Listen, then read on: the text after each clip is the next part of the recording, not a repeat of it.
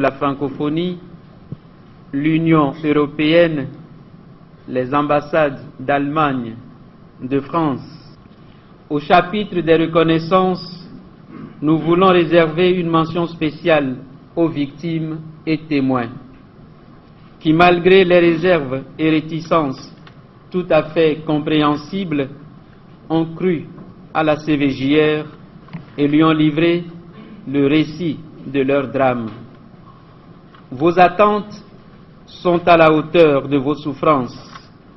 Nous les avons prises en compte dans le programme de réparation élaboré en votre faveur.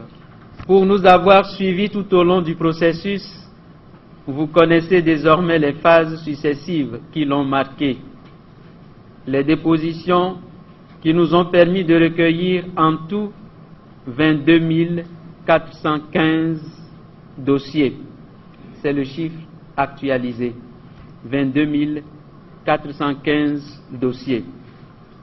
Ce travail colossal, rappelons-le, n'a été possible que grâce au déploiement d'une équipe de plus de 20 agents sur toute l'étendue du territoire. À l'étape du traitement des données, la CVJR a fait appel à une trentaine d'agents chargés du dépouillement de dossiers et à une quarantaine d'opérateurs de saisie.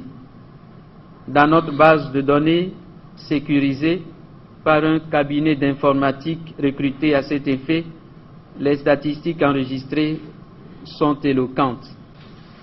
Lors de la phase des investigations, la CVJR a formé et déployé sur le terrain 6 équipes d'investigateurs et des agents collecteurs de données dont les résultats ont permis de vérifier les allégations reçues.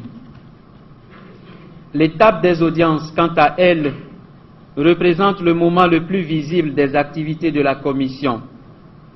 Sur un total de 8080 dossiers présélectionnés, la Commission a pu auditionner 425 personnes en audience publique, 30 en audience in camera, 50 en privé, 5 en vidéoconférence et 13 en audience spéciale.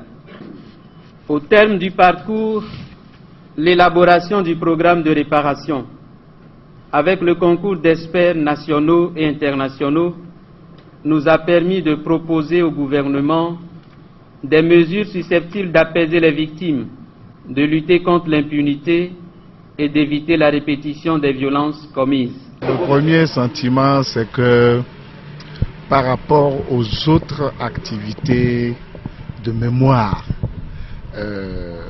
j'ai été réconforté dans le fait qu'on ait pris des précautions pour la sauvegarde de la mémoire historique du pays. Parce que, vous vous rappelez, il y a eu une commission sur la réhabilitation de l'histoire du Togo. Et nous n'avons pas eu le feedback, nous n'avons pas eu le rapport de cette commission-là. Et ce que la CVJR a fait, et les tomes qu'on nous promet après, nous permettent à nous qui sommes des défenseurs des droits de l'homme de voir de quelle manière nous pouvons utiliser ces documents-là pour expliquer aux gens d'où nous venons et où nous ne voulons plus aller. L'un des artisans et témoin de ce processus, M. Artem Seliagodi Kossi Aoumezounou, garde encore quelques souvenirs. Si je dois dire une chose, c'est d'abord le fait que nous étions dans un milieu où il n'y avait que du doute autour de nous. Personne ne croyait à la réussite de ce que nous entreprenions. Même ceux qui l'avaient voulu étaient convaincus à l'avance que nous allions vers l'échec. Mais la foi qui nous animait et la volonté réelle qui était la nôtre, de tourner véritablement la page, de faire autre chose, de penser à notre pays, de faire en sorte que les 50 ans qui commençaient après les premiers 50 ans, qui étaient des années de tourments, de difficultés, parfois de paix et de progrès aussi, mais qui étaient surtout marqués par des conflits politiques, que les 50 nouvelles années qui devaient venir soient des années de paix continuelle, de progrès continu, de volonté d'aller de l'avant. Et donc nous étions dans un milieu de doute, mais nous étions certains que nous tenions le bon bout et que nous étions sur la bonne voie. Donc c'est l'observation première qui m'avait marqué. Et puis ensuite l'engouement qu'il y a eu au niveau des populations, lorsque nous avons commencé à expliquer, nous avions compris qu'il y avait réellement une demande, une volonté de tourner ensemble la page, de faire autre chose, et que les Togolais étaient tous marqués par ces difficultés qu'ils ont connues, mais qu'ils avaient de manière un peu comme ça sourde la volonté d'aller de l'avant sans savoir comment est-ce qu'il fallait faire. Et donc cet engouement qu'il y a eu de population a été, si j'ose dire, une motivation nouvelle pour nous. Le fait que nous ayons réussi à convaincre les forces de sécurité, l'armée elle-même, d'accepter d'aller vers les discussions, d'écouter les envoyés du Haut Commissariat aux droits de l'homme et du comité du gouvernement qui pilotaient ces consultations. J'ai compris qu'à ce niveau aussi, il y avait une volonté réelle de faire autre chose, de voir si nous ne pouvons pas nous retrouver autrement, dans le cadre de la volonté qui doit nous animer tous, de promouvoir le développement. Ensuite, les difficultés que nous avons pu aussi rencontrer, par exemple, à certaines occasions, nous devions animer des conférences sur des sujets qui concernaient l'évolution de la vie politique depuis les années 50, la volonté de certains de ne pas parler de certaines périodes, alors que notre désir réel et notre obligation, c'était de regarder en face notre histoire, avec la volonté de solder les conflits qui ont pu marquer cette histoire et de proposer d'autres choses. Et puis il a fallu aussi batailler contre tous ceux qui, parce qu'ils étaient dans le doute, voulaient à tout prix que rien ne se passe, que rien ne démarre. Mais nous avons compris que la volonté réelle des Togolais était de se réconcilier.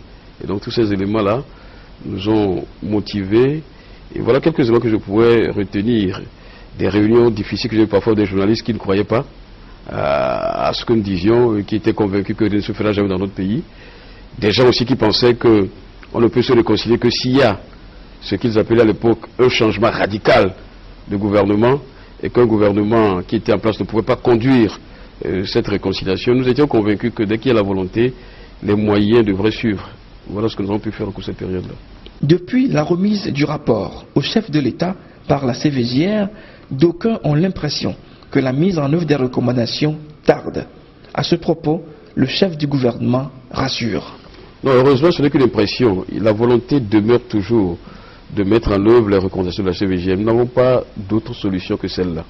Si nous avons pris tous ces risques, si nous avons donné autant de nous-mêmes pour arriver à la mise en place de la CVJR, nous n'avons pas de raison de ne pas mettre en œuvre les recommandations. Et puis nous n'avions pas voulu cette CVJR pour faire plaisir à qui que ce soit.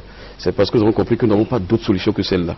Les Togolais n'ont pas d'autre solution que de se réconcilier, que d'envisager ensemble l'avenir, que de se retrouver pour reconstruire leur pays. Et donc pour toutes ces raisons, ces recommandations sont mises en œuvre.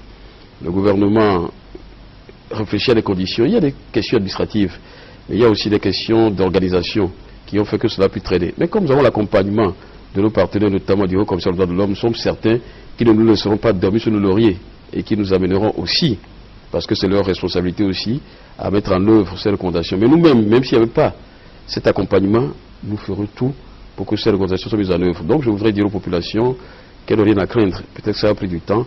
Nous avons déjà perdu beaucoup de temps, mais je crois que nous avancerons. Nous avancerons parce que la solution pour le développement de notre pays se trouve à ce niveau-là. La volonté de reconstruire le pays se traduira par aussi la mise en œuvre de ces recommandations. Voilà pourquoi nous avancerons et que nous voulons rassurer tous que tout sera bien œuvre, que ce soit fait. Enfin, de quel Togo rêve M. Ahumezounou? D'un Togo où la justice est la règle de l'action du gouvernement. La volonté de développement doit se fonder sur l'équité, la participation de tous, la volonté de rassembler les Togolais sur tous les sujets qui